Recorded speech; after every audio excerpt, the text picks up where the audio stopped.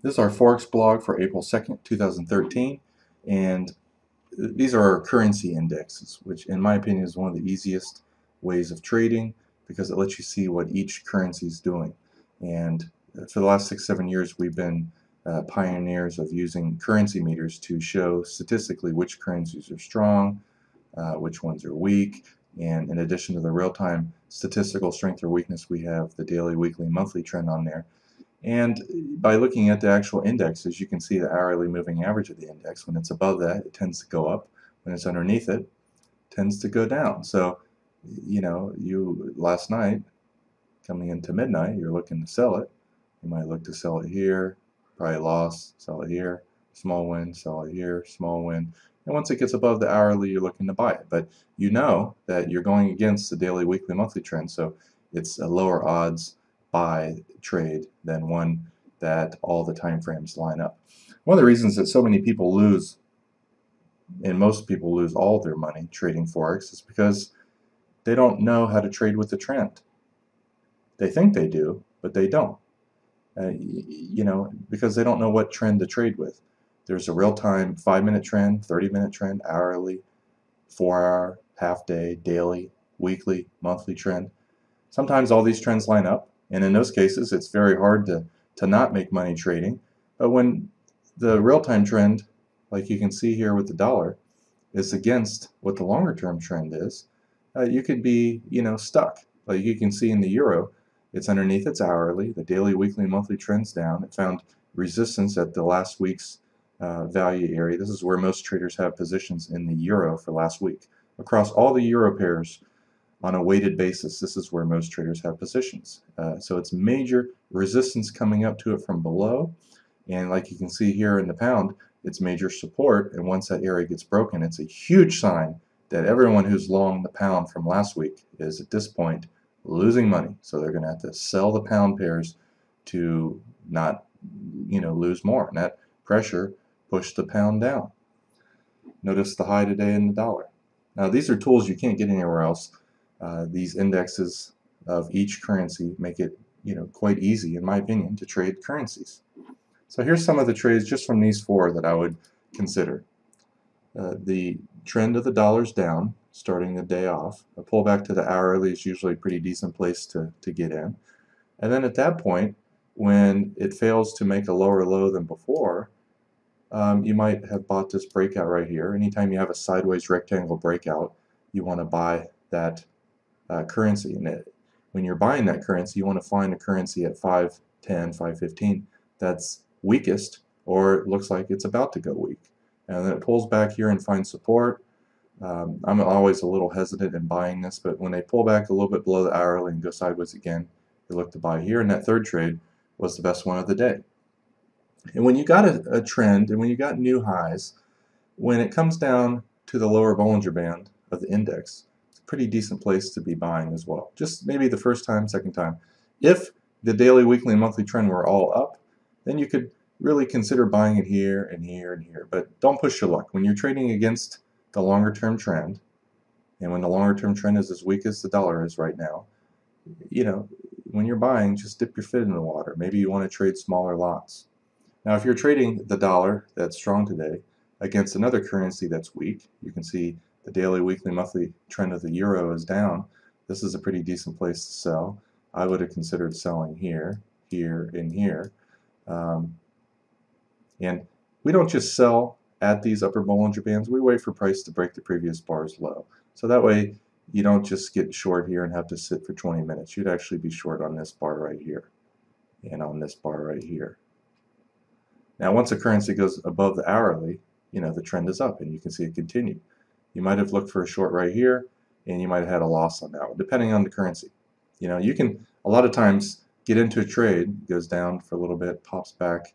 If the other currency's going up faster than the euro's going up, you'll still make money on the trade. So you'll see that occasionally, maybe a third of the time or 40% of the time. But regardless, when you're wrong, you lose 6 to 10 pips, and when you're right, you're going to make 5 pips to up to 100 pips.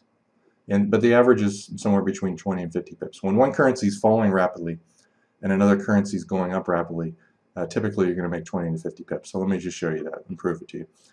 from 3 to 4, 4:15, the euro is falling at a very accelerated pace. From 3 to 4, the dollar's not that strong.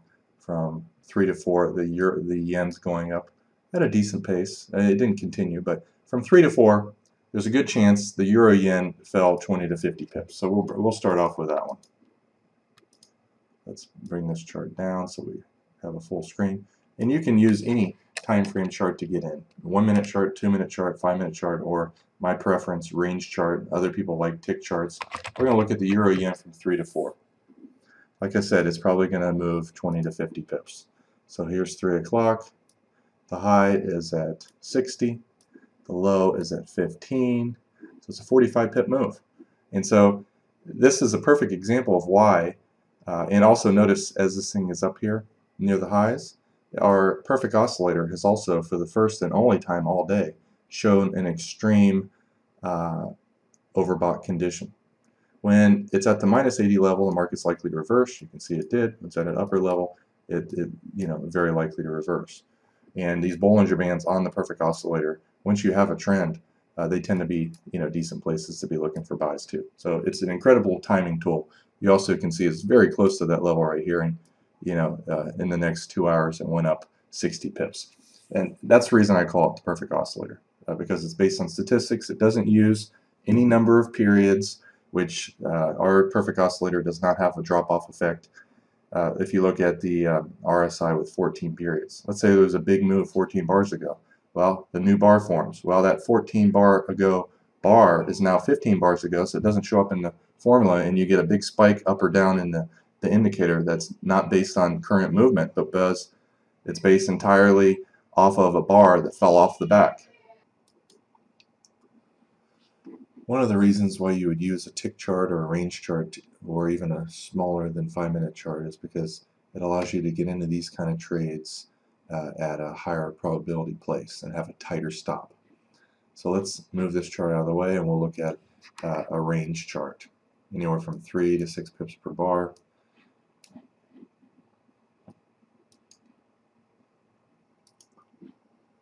And now, as you can see, at that 3 o'clock time where you wanted to get into this trade, you would have probably taken 2 trades. First one was on this pullback right here. You might have gone short when it broke that level. Let me click my drawing tools on here. With your stop right above the high here, it comes down and it's kind of going up and down, up and down. You might have put your stop right here, and you might have broke even or maybe even made a pip or two. Or if you're watching this a little closer, you give it plenty of time to go your way. You get out of that trade with 5, 6, 7 pips. And you got to pull back up a little bit higher. You go short right there with your stop here. This is what you're risking. On a range chart, your risk can be very little. And obviously you want to see swing lows get broken. When they do and it comes back above it, typically it's a decent place to get out, or you could draw your fibs on this whole first wave and kind of hang on for the first and second fib target to get hit. As you can see, it pretty much tagged the 1.618, and that was the end of the move. So there's so many different ways to trade with this. Here you had a nice pullback at 11 o'clock to yesterday's average price of the euro. Right above that is last week's average price. It also is a high of earlier in the day. This is a very high probability place to go short, and especially when it went sideways after that and then broke down here a little bit later, it was as well. So at 11 o'clock, which currency is likely to go up? Well, you can see the dollar's already trending up at that time. The yen's trending down, the pound's trending down. Let's take a look at some of the other pairs. 11 o'clock, this one's going sideways. This isn't a bad trade right here in the CAD. Trending up all day, the daily, weekly, monthly trends up. This one pulls back and is finding support at the same time at 11 o'clock here that the euro has found resistance. So the CAD's likely to go back up, and it does. The euro, as you saw, was likely to go down. And so one of the higher probability trades at 11 is to simply sell the euro CAD. Now, when both currencies are set like this, you're pretty likely to get a 20 to 50 pip move, like I said. This one pulled up, hit the hourly moving average, which frequently is support or resistance. Coming up to from underneath is resistance there. We also have this first level here hit the 80 level, and this one failed. But you also, if you drew your fib on this first swing right here, you have fib targets up here as well. And so this is the 1.618 fib target right at the hourly moving average. It's also at an extreme as well. So if you took that first trade, maybe you lost 7 or 8 pips, you got short again here, and notice it fell 10, 20, 30, 35 pips. You're never going to catch every pip, but if you lost 7 or 8 in the first one, you definitely would have made 20 or so pips on the second trade. And when you see it falling and the market's really close to the low right here, you might want to just get out because there wasn't that much more movement to the downside. Now this is also another good one to be looking at either a range chart or a tick chart. Since I showed a range chart before, I'll show you a tick chart. Let's just say 50 ticks per bar. Every time there's 50 price changes, it's going to show a new bar. And some of them trade more than others. You might need to put a 30 ticks per bar on something that doesn't trade as much. But at 11 o'clock, you can see on this chart how many more bars there are. Then on the 5-minute chart, and you have a nice little kind of wedge pattern on there that you can see on the range or on the tick chart here that you really can't see that same pattern on a 5-minute chart. So this is a perfect illustration of why it's so good to have different time frame charts, because you can actually see different patterns that are crystal clear on one chart that really aren't clear on another. And the 5-minute chart again is just used for ideas. I mean, you can trade off the 5-minute chart, but you're going to oftentimes miss pattern type trades. Sometimes it's hard to see that first swing if during the course of the next 5-minute bar there's no real pullback. You won't really see the swing to draw the fibs at. And you can see it went right to the 1.618. It was at an extreme on our perfect oscillator. It was right the hourly moving average, which so many times is resistance on the way back up, especially when it started off trending up. It broke down underneath the hourly and trended down a considerable amount. Then it worked its way back up. And more likely, this is also the 62% retracement of the whole wave. So when you add Fibonacci's, Fibonacci retracement, Fibonacci profit target, hourly moving average right here, this is just a major cluster zone of resistance, of selling. Some people might be selling to 50%, some people might be selling to 61.8% fib, some people who bought the lows might be looking for a two-wave counter trend trade, so they're looking to get out somewhere up in this area. You also had the hourly moving average, the fact that it tagged that level almost to the pip, couldn't get above it. It's just a wonderful trade. When so many different trading methods that all work by themselves line up at the same spot, it's one of the highest probability type of trades. And again, this was very easy to predict on the index, because the CAD been trending up all day, and this is a decent sized pullback. All the longer time frame trends are up. It's right at the hourly moving average. It's right at the weekly point of control. It's just a phenomenal trade, and I would bet it's also at a fib level of the first wave, maybe the 38 to 50% level. So it pulled back 50% fib, weekly point of control, major support, hourly moving average. So there was, 3 major support areas right here. And you could have seen this area, and when an area that is support doesn't get broken, the market goes sideways at it. It starts to go back up. It's just one of the higher probability type of trades. Another way, last way, there's so many different ways. There's literally hundreds of ways to trade weather indexes. Double tops, double bottoms. When you see a currency that can't make higher highs, you might want to look at little wedge pattern right here. Once it can't make higher highs and breaks down, you start looking for counter trend trades. Now this one's a little risky doing counter trend because you can see the daily, weekly, monthly trends so strong. And in fact, earlier today, the big money is to trade with when all the trends go in your same direction. Here's the previous day's high right here with the dotted line, breaks out above it, 4 o'clock to 7 o'clock, just in that explosive, huge move up in the New Zealand. And we know that, let's take a look again at the euro. from 4 to 7, this one's pretty much trending down.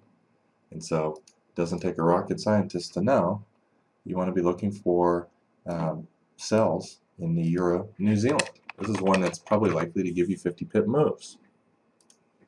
Here's some of the trades that I personally like on this. From 3 to 7 is when we're focusing on this. So we got a little bit of a pullback. Notice when you have the perfect oscillator given an extreme up move for that time of the day, and the Euro is trending down, New Zealand's super strong. What a great place. I mean, it pretty much nailed the entry to the pip. And at that point, you're really kind of either waiting for a pullback or a little sideways range. This is still a decent trade here. I like to see sideways moves of an hour to 2 hours. If it went sideways here for 2 hours, it'd be what I consider an 80% probability trade. You can see that a little bit later today when it did go sideways for 2 hours. Now the problem with selling near the lower bands is most of the time the 2.0 white bands is the end of the move, or it's very close to the end of the move. So if you shorted down there, you had a very tight stop on that, and here's your profit target. And when the profit target's 4 or 5 times bigger than what your risk is, you don't even have to worry about being right. 40% of the time you'll do well when you have wins 3-4 times bigger than your risk. Now, anytime you're in a trade and it goes below the extreme level, you're typically expecting a reversal. And sometimes you can see on this is a wonderful trade. This is more advanced traders only. When you have an extreme, as you can see here, and it continues on past our bands, and you have a high or low on the oscillator, that means that the trend is slowing down. It's very likely to reverse. This is a pretty high probability counter trend trade. I wouldn't expect more than 10 to 15 pips, but this one went up about 20.